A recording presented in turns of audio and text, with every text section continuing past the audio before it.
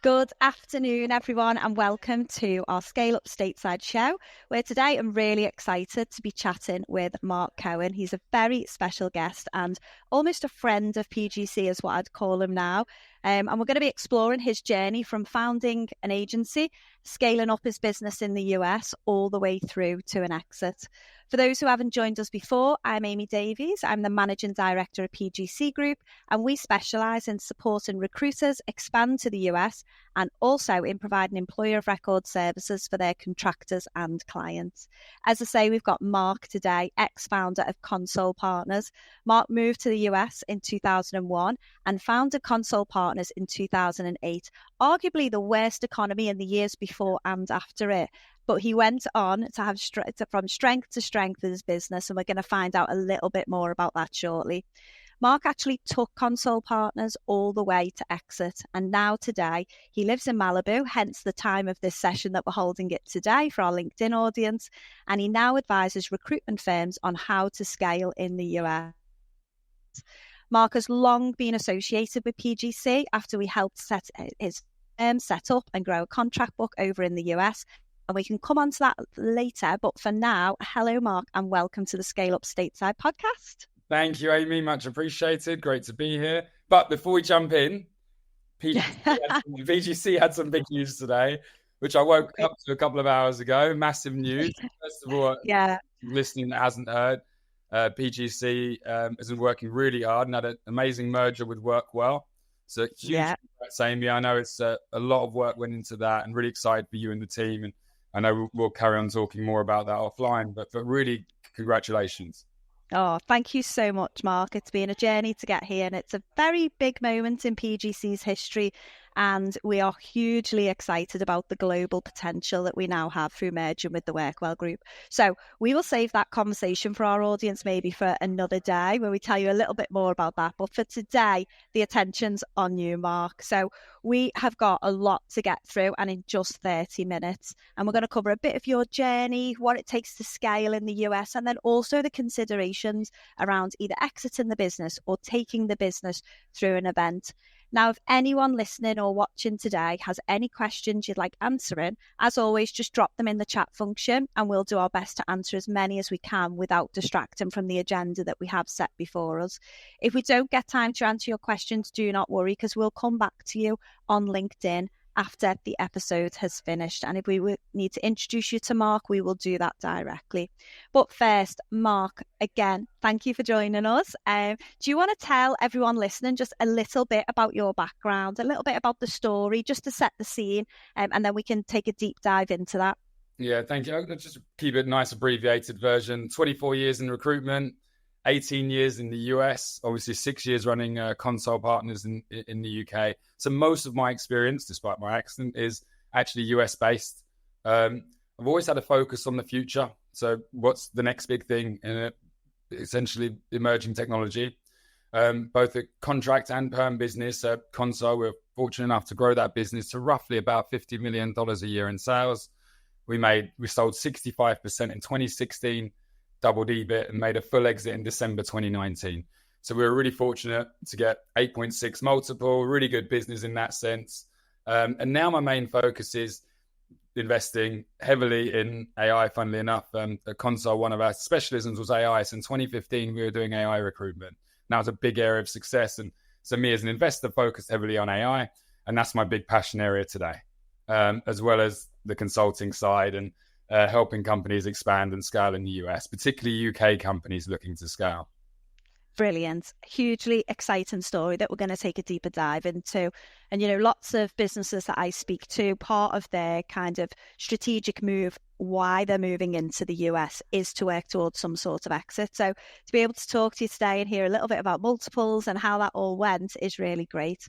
But I suppose, Marc, for people who are looking to scale their business and are looking to work towards a meaningful event or exit, what's your advice? Where should these guys start? So I always come back to one of the things that's a bit of a boring thing. At Consol, we laid out our plan well in advance. Who might buy us? What sort of valuation? Why? Timescales? And we're really specific with that. So step one is to understand I guess, what you want. Are you looking for an exit? Are you willing to take risks? Are you willing to sacrifice for that? A lot of people talk about that exit, but then their behaviors today don't necessarily drive that. I mean, I think I put something out recently that in our first 2 years at Consol, Graham Cubitt, my co-founder, we didn't take salary for 2 years. We were fortunate to save money in prior years to do that. That's really hard to do, where literally every single person in the business is earning more than you. We had to go home and tell my wife, no, we can't do some of the luxuries. We've got no money. So there is that step. So we start with the end goal, think about that exit piece. We then need to also think about, we talk about risk and finances. Do we have the risk? Do we have the cash flow to really go for it? Because we're talking about scaling here, not just starting up. We're talking about taking it to the next level. Absolutely, yeah. There's no doubt you have to add contract. So US perm is really good margins, and we can talk a lot about that. But really the big kicker in the US is contract. And then making sure you got the right target strategy is key. So one of the things I've found is people get excited about the US, taking their UK model into the US doesn't quite work that way. There's tweaks, there's stuff that we have to do in advance. So it's really about understanding what that strategy is. Yeah, definitely. So kind of starting with that end goal and then making sure that all the behaviors kind of are driven from that end goal. Yeah, very much so. Yeah. And I think we live in, today's kind of generation is to make money quick, make as much money and build as much value quickly as we can. And that kind of starting out early, no salary, as you say, for 2 years is all about actually we're invested in that end goal and what we're working towards and not any sort of short-term rewards. And it really is committing to that end goal from the outset. So in terms of once you've kind of got that end goal, what would you say is, what they should focus on next? So step one in the US is make sure you got a solution or a product. You're not just recruiters. You're selling a really specific service that addresses a need. So I always say in the US, not every industry, but most industries are 90% dominated by internal recruiters. Big pivot to Europe. So therefore, we need to have a really clear product, a nice little title to our product, a brochure that goes alongside it, something that really addresses a solution. So that's really step one in making sure. Then aligned to that is your go-to-market, understanding fees. I saw something the other day. The contract fees in the US amongst the top 10 biggest players are 28% as an average contract fees. That's not even specialist high end. That's 28%. So understanding that we should be working at 30% plus contract fees as a minimum, understanding what the go-to-market strategy is, that becomes really important. I think people really undersell that piece. There are a couple of internal considerations. Your leader is key for the US. I can put broadly your success or failure as you expand as a UK company, expanding into the US, into very much the leader. You get a good leader, I'm confident your business will thrive. Likewise, if you have challenges or attrition with your leadership, there'll be issues there. So we talk a lot about that. I think you and I touched on location, Amy, which is a big conversation, but everyone loves to jump into New York, and I get asked about Los Angeles, and obviously there's San Francisco. Location's really key. They're big, expensive cities. I don't know if you need to be in those big, expensive cities compared to secondary cities like Austin, which has received huge investment and growth in the last few years, and Denver, etc. So there's a few things around that. So make sure you get your target market. Make sure you've got your go-to-market strategy, your internal considerations around leadership, around costs. There's probably a really important one, which is creating a global business. We're not trying to create a US business or a UK business that has a US office. You actually genuinely want to build a proper global business. So what does that mean? That means cross-selling amongst your clients. So talking to US clients about their European expansion and vice versa. That means movement of staff from different locations, so particularly from the UK into the US. There's marketing aligned to that. This is a really big one. One of the things I've seen is accidentally companies have created two silo businesses as opposed to a really united business, a global workforce. Definitely. And how would you say, so much in there, do you want to talk through maybe like some of the products you took to market at the time of Consol and kind of what you took, how you got to that and how you sold it into American clients, and if there was any differences from any of your previous experience? This is a really good question because I haven't actually often spoken about this. Sometimes talk about the bigger picture. So one of the things that we really tried to do at Consol was almost be innovative with the products and solutions. So an example is we did a project with Verizon that was an embedded solution. Why? Verizon had an issue with actual making the hires, and they wanted a volume of candidates. And they said, you're not going to make money on a contingent basis. You're not going to make money because we're not making enough hires. So they really wanted, so we did $1 million a year solution for 6 recruiters to work essentially on site at Verizon, whole campaign. So really what's the moral of that is I'm actually saying be really flexible. Talk to your clients about the fact that we can offer innovative, different solutions. Yeah. Players in the US is dominated by multi-billion-dollar companies, and they're very regimented about the way they work, which is a good thing for them and a great thing for us because that's where there's challenges and we can service our clients in a very, very different way. We need to lean into that. Yeah, definitely. And a lot of businesses that I've spoken to who've expanded into the US have spoken about really positioning as a talent solutions provider. And part of that is finding out what challenges has prospect client got generally with hiring and with engaging talent, and then feeding solutions in that match the challenge rather than going in with your typical kind of more traditional recruitment solutions. Would you say that's been your experience as well? Yeah, very much so. Like I say, the biggest thing to take on is that 90% of the market is done internally. So what's your value? Your value isn't saying to organizations, we can help you with the 5-10% of roles where you hit a wall, where you need that extra level of interaction. And that's both on a contract and a permanent basis. That's not just perm, high-end fees, etc. We need to accept that's our value in the market. And that's why we get paid the high fees, because we're not going to get every piece of business. You're going to just get the harder, in theory, higher value business. Yeah, definitely. I think as well, it's also kind of having the leaders that you do have in place are planning for the next phase of the business whilst the current phase is being delivered, and kind of looking out there for what's on the horizon from a market and making calm. I mean, you've spoken to me about this in the past, how important it is as leaders to make calm and smart decisions and not reactionary decisions. Do you want to share? Yeah, I call my clients with this sort of stuff. I'm a planner. I think I need a strategy. Why? Because it's a lot easier once you know where you're going to get your head down as a salesperson and say, right, now we need to hustle. Now we need to do all the things to get there. But if the plan isn't right, you're dead in the water. It doesn't matter what hustle you're doing. And therefore, what I always urge companies, for example, now when the times are tough, I'm talking to companies about we need to think about when the market picks up, what we're going to do. Are we going to take a risk? Are we going to hire? Are we going to be more conservative? How do we want to approach it? We approach that now because we can make informed decisions on when the market changes. Likewise, in 2022, I was boring people, my clients, by saying, what happens if this changes? What are we going to do about the downside? Why aren't we doing BD? What are we doing around this? And really becoming the cynic and saying this could go wrong. It just means that we need to always plan for that next step, think about that strategy. There is something that we didn't touch on, though, Amy, and this is a bigger thing. I'm not going to go too far into this, but it does come back down to everything comes down to a philosophy. So if you think about certain philosophy, and I think we spoke about the exit, my philosophy was to plan and then execute on an exit. It wasn't about taking money up front. Some people might have different motives and philosophies. But I do think that these elements are really important to focus on. And there is one other element just to touch on, by the way, which is the one that people really struggle with in particular as we look at the US, UK, and that is around probably compliance. And you and I, you know this so well.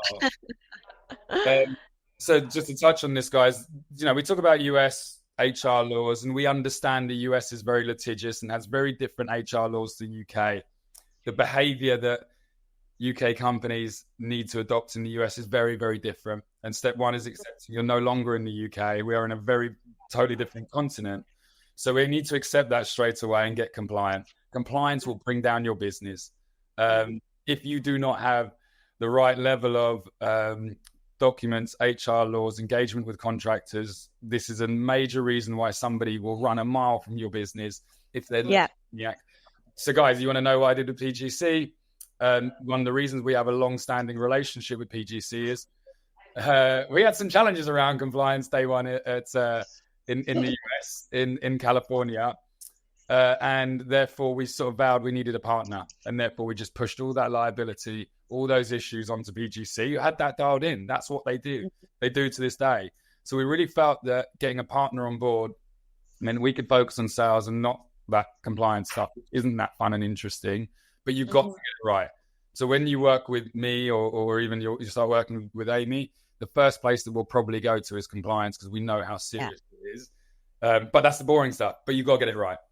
Yeah, and it is boring, isn't it? And not everybody wants to hear about compliance. They want to talk about kind of the more sexier items to do with the US, so the margins and how they can build valuation of the business.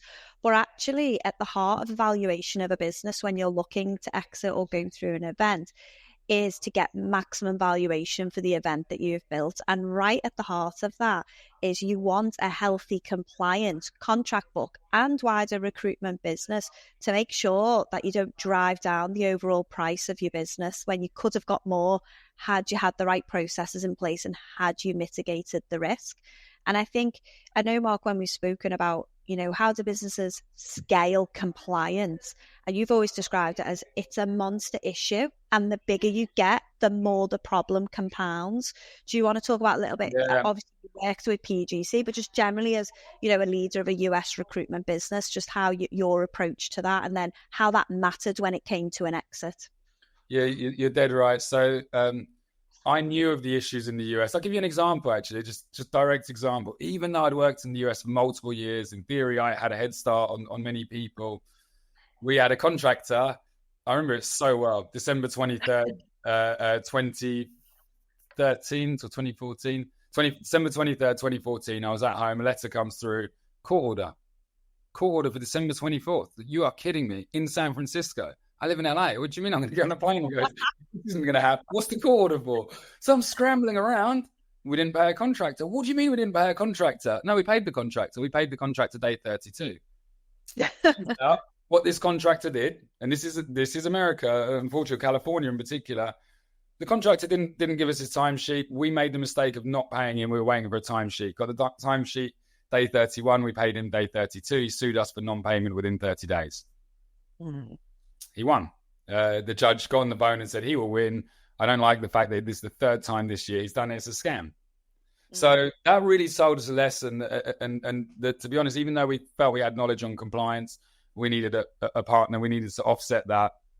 And also we needed a strategy that can enable us to scale in every state without getting too complex around this. This was in California. We should have had this dialed in for our own state, let alone we're expanding into other states. So we just found PGC and started working with them as an umbrella, which is really key for compliance. But the big thing is, right, when you go through this exit, companies are looking for a reason not to buy you. They're looking for a skeleton. They're looking for a behavior that says these guys cut corners. So, for example, if you take dodgy tax solutions, that shows a behavior that, look, on a personal basis, I think most people can understand why you try and save taxes. But for a company that's about to give you a big check, they don't necessarily want that behavior. So compliance becomes important. We were there scraping through all of our HR laws, every document, all the emails in a finite detail. And it was very, very stressful. But I was so glad that I took that compliance seriously, because you can never relax in that process. But I knew that there wasn't skeletons in our closet. And I knew that there wasn't an issue there. But they will go through that with a fine-tooth comb. As you've just been through this yourself, as you go through these sort of deals in this process, it's a lot more in-depth than you might think. So compliance is fundamental. Your deal will die if your compliance is not strong enough. Yeah, absolutely. I mean, the due diligence that a business has to go through to get to that final, closure of any sort of transaction is exhausting. And you're right, that's exactly, as these advisors are going through that due diligence work, they are looking for what risk exists in this business and how does this business mitigate that risk? Because actually risk exists in every business. Right. But is this business serious that they understand the risk and their processes are mitigating the risk? And that's where the value comes in. I mean, I've helped several clients of PGC, with due diligence in terms of their own individual events similar to Consol.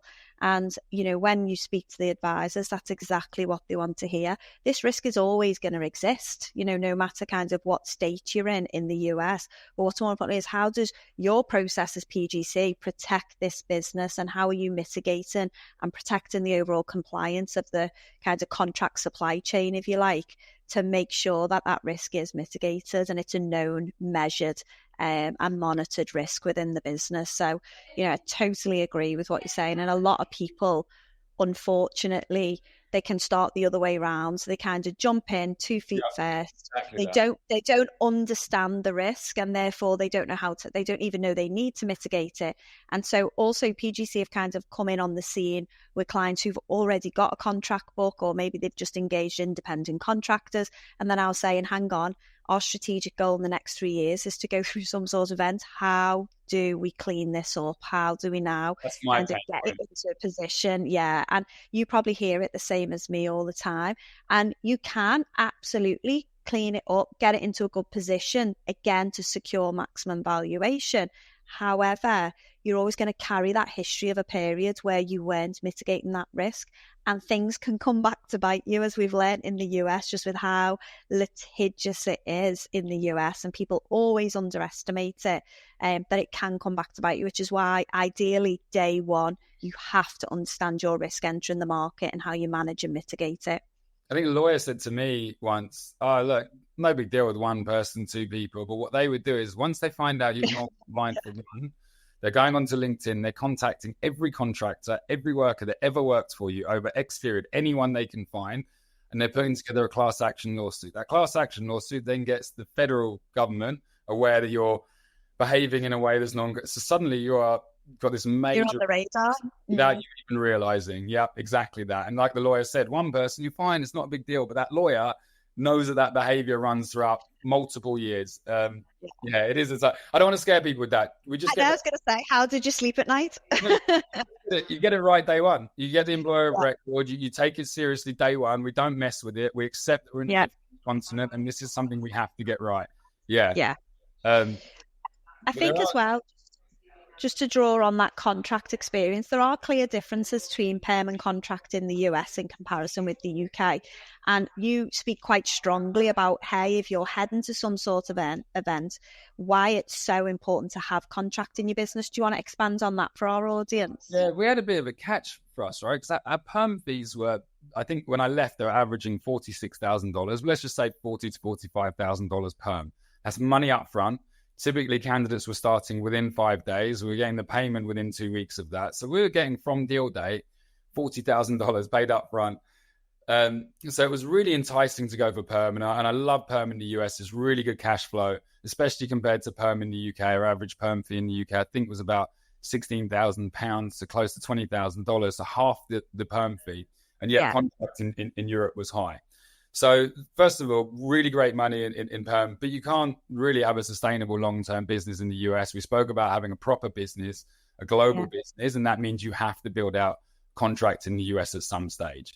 And it's very different because where the perm is high-end, a little bit more exec search, really focused on challenging roles, contract is much more enterprise focused. You are coming up against the big players in the US, the billion-dollar companies, etc. So then you really have to figure out your contract go-to-market strategy, which will be different to perm.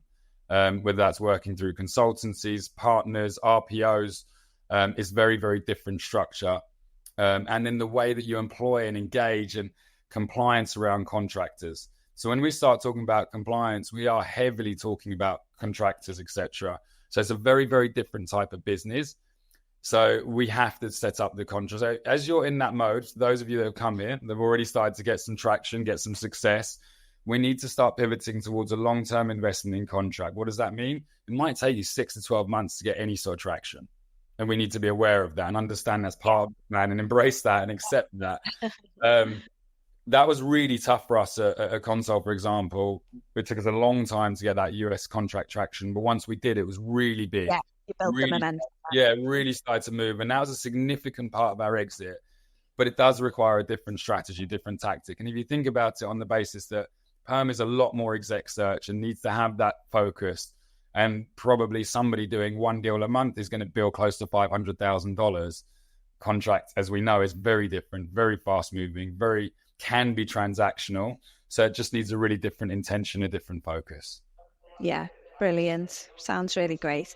So we're coming up close to time now. We've got a couple of bits to wrap up with, but Just to finish off, Mark, I mean, you mentioned it very briefly earlier on, but something that you do speak about, and I know you speak about it very passionately, I always love listening to you speak about it, is business philosophy. So do you want to just expand a little bit on that and tell us, why do they need to have a business philosophy, and why is that so important when it comes to scaling and exiting a business? This is a good one. So business philosophy is really, really personal, right? And I talk to every client, say, what is your philosophy? What do you believe in? I think the guys that work for me at Consol, I'm laughing because they'll probably say many things about me, but one of the things they always say is that, oh yeah, we knew Marc had a philosophy. So some of the things that for me, right, this is personal to me and Graham, absolutely, we were totally aligned on this. We had an intention. So I'll give you an example. We only ever worked future tech. So if you came to me and said, oh, there's a Java, it's not what we do. We want to work the next big thing, which is really important. I start with learning and development, massive emphasis on training and developing people. I tried to start with, these are people that are working hard. They're trying to do the right things. And therefore, rather than criticize, I'd rather help evolve them, help build out their skill set. We always had a global focus, big focus on internal marketing. Now, the reason I say philosophy is so important is that everything that you deal with is situational in life, by the way, day to day. But who you are and who your business is and how they identify will help drive every decision. So we know it's been really challenging the last couple of years, and people are really questioning what they do, how they do it. Well, really should be questioning your philosophy. Is it right? Do you still believe in it? But we really need to stick with that. So we would rarely or try to do anything outside of our philosophy. And if you look at a lot of the companies that have come from Consol, Signify, Adapt, Edison Smart, etc., these are all former Consol directors.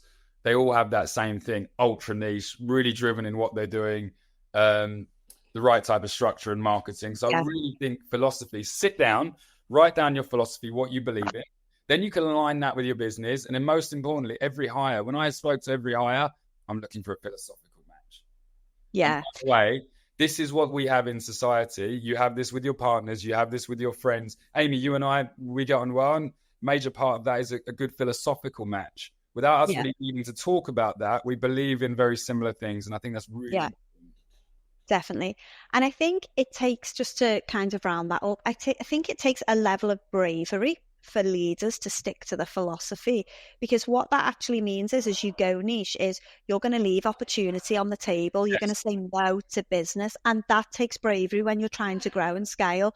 But if you want to go down, it's kind of sticking in your lane and being the master of the lane that you're running in, and not spreading yourself across all the lanes. I mean, at PGC, we've actually always described it as the Olympics. You know, when America goes to the Olympics, they don't have the same athlete running every race and every event. And so we've always said, you know, we're PGC, we do North America, we run the 100-meter sprint, but we're going to win gold every time, because we're not going to do anything else but be experts, deep experts within our field. And that means we've had to say no to business. We've had to leave opportunity on the table, but we've stuck with our philosophy, and it's resulted in growing a healthy business and a sustainable business. And it's that bravery, I think, that's at the heart of being able to scale your business truly. And it's a really interesting, because you termed it as bravery, but ultimately, I think when you develop that philosophy, is that's our philosophy, that's what we believe in life, you know. And if it comes to thing there, it doesn't really feel brave. It would almost feel brave me saying, I'm now going to do the other side. And it is hard. The things touching in the US, by the way, it is hard. There are a mix, right? I've seen some people come in and absolutely crush it. Really good numbers. We've heard those stories. We've seen those high fives. And it's really positive to see. But equally, I've had people come over and say, we're not doing well and we don't know why. We're struggling. And I sit there and I say, well, what's the strategy? What's the specialism? What's the focus? What's the philosophy? There isn't one. They expanded what worked in the UK, they thought would work in the US, and it doesn't necessarily. So really important I can get the strategy right. Plan, research, have your strategy, and then pick the right leader to execute it. You can have the best plan in the world, but if you haven't got the right leader to execute that plan, it will fail pretty hard and pretty fast. Mark, can you believe 30 minutes? We're going to have to call it a wrap there. We knew we'd struggle for time, and that is a wrap on today's session. For our PGC clients, the good news is Marc is coming to do a tailored scaling session for our PGC clients where we'll talk about, in intimate sessions about your business and where we could perhaps plug in and give you some more additional advice. So look out for that. If you're not a PGC client, then why not? Make sure you get in touch and we can have a conversation about how we can support you in the same way that we supported Marc with Consol. So yeah, if you're excited by what you've heard today, you want to understand more, then please click the QR code at the end. That'll play on a short video and you can book a session in with me or the team at PGC. Otherwise, don't hesitate to reach out to me or Marc directly on LinkedIn. More than happy to follow up conversations. But thanks very much, everyone, for listening. Take care, and we'll see you next time for our next episode. Thanks, Bye guys. all.